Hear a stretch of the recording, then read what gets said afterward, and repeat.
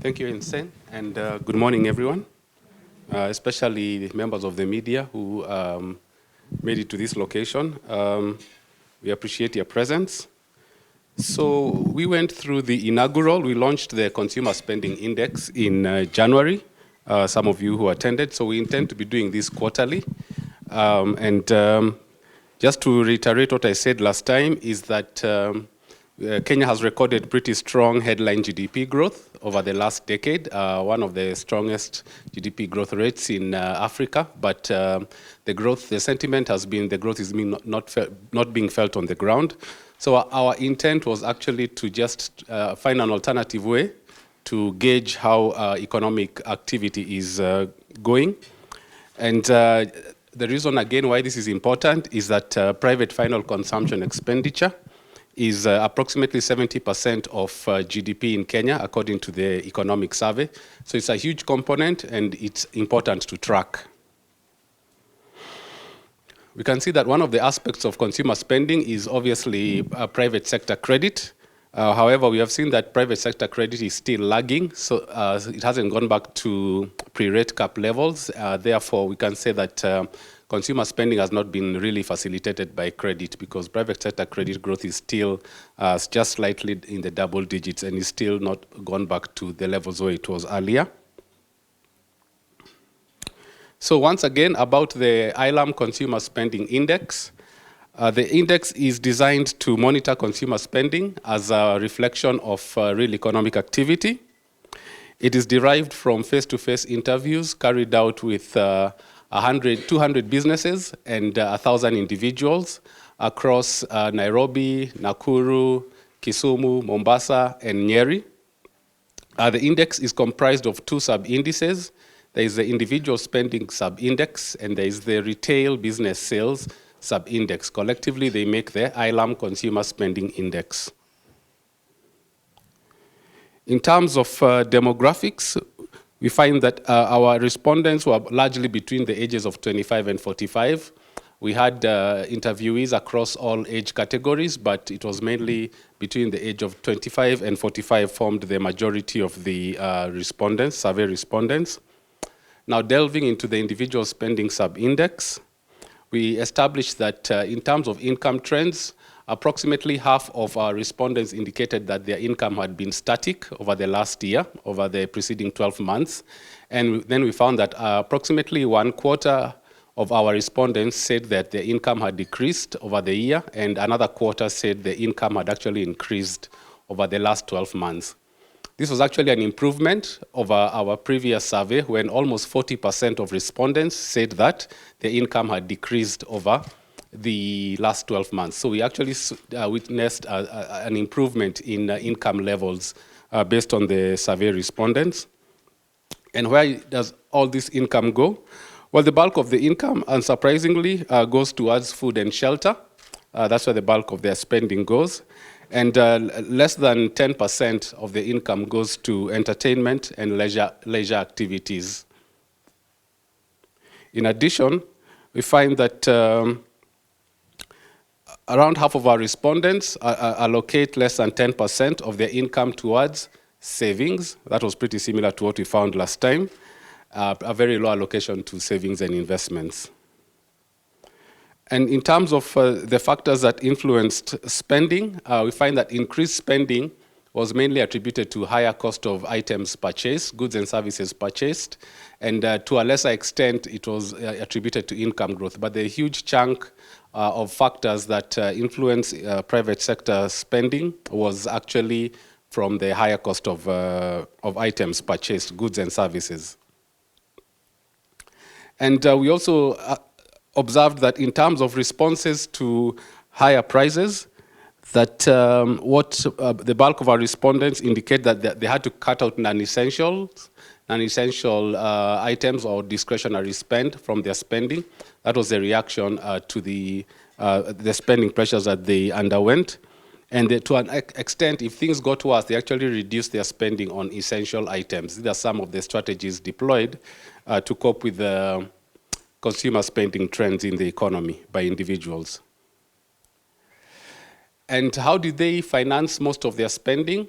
we established that around 88% of individuals actually finance their spending from their own income, their own earned income, and the remaining 12% finance their spending using credit, various sources of credit, be it mobile, money loans, be it just credit arrangements with the local duka or the local kiosk.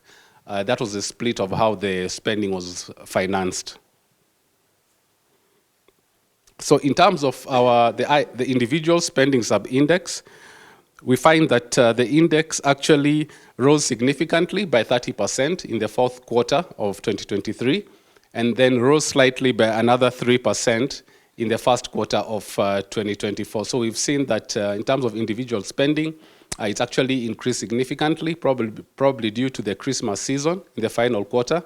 And then despite the first quarter usually being a difficult quarter for most people, we found that spending by individuals actually increased slightly.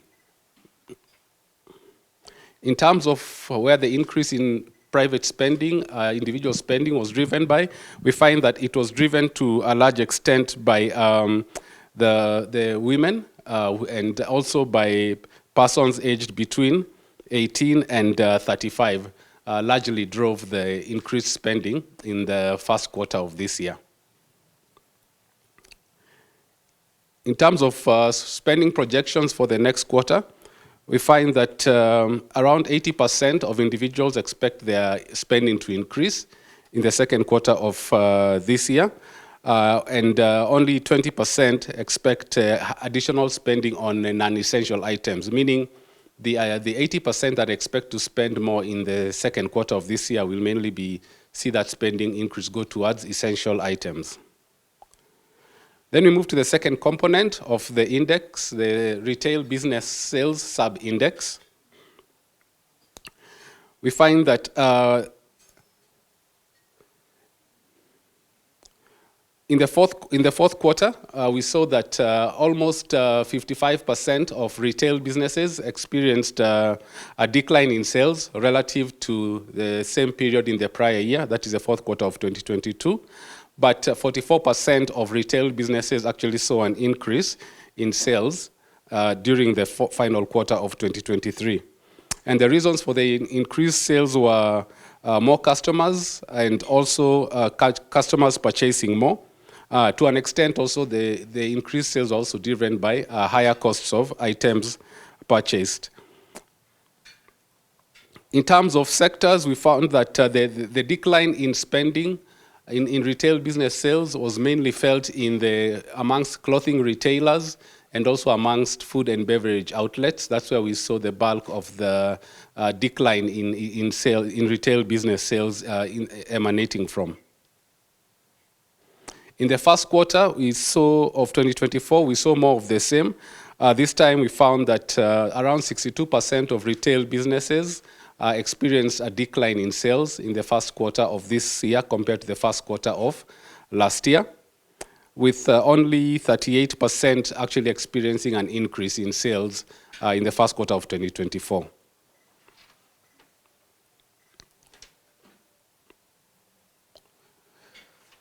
We found that the main products that influenced the sales trends, retail business sales trends, were actually items such as cooking oil and flour were the main items, and basic commodities are the ones which mainly influence a trend in sales for retail businesses. In terms of the strategies used by retail businesses to manage the rising input costs, we found that a huge chunk of the retail businesses actually pass on the higher prices to their customers, but an equally significant chunk actually hold their prices constant and just take the hit to their profit margins. So overall, the retail business sub-index rose by 6% in the fourth quarter of 2023, but then it fell considerably in the first quarter of 2024. It fell by 15% in the first quarter of 2024, or that is the retail sales business sub-index. In terms of the expectations for the second quarter of 2024, we found that approximately half of retail businesses anticipate an increase in sales in this quarter compared to around 10% to that expected decrease in sales in the same quarter. The remaining 40% of retail businesses expect sales to be relatively static in the second quarter of 2024. So overall, the ILAM Consumer Spending Index rose by 18% in the fourth quarter of 2023, but fell by 5% in the first quarter of 2024. So to summarize, we established that half of the respondents to our survey indicated that they had static income levels between the first quarter of this year and the first quarter of last year. And approximately 1/4 of our respondents indicated that they had a lower income in the first half of 2024 compared to the first quarter of 2023. And another quarter experienced higher income in this quarter versus the same quarter last year. We note that this was an improvement over what we found in our previous survey, where almost 40% of respondents indicated lower income that they had experienced over the last 12 months.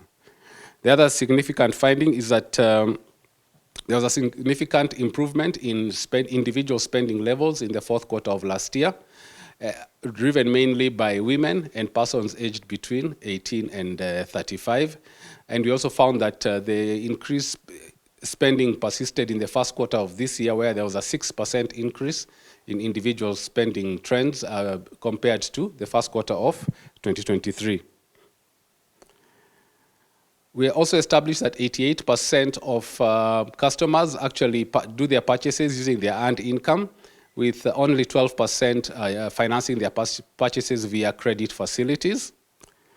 And then finally, we established that retail business sales trends improved by 6% in the fourth quarter of last year, but then fell by 15% in the first quarter of this year.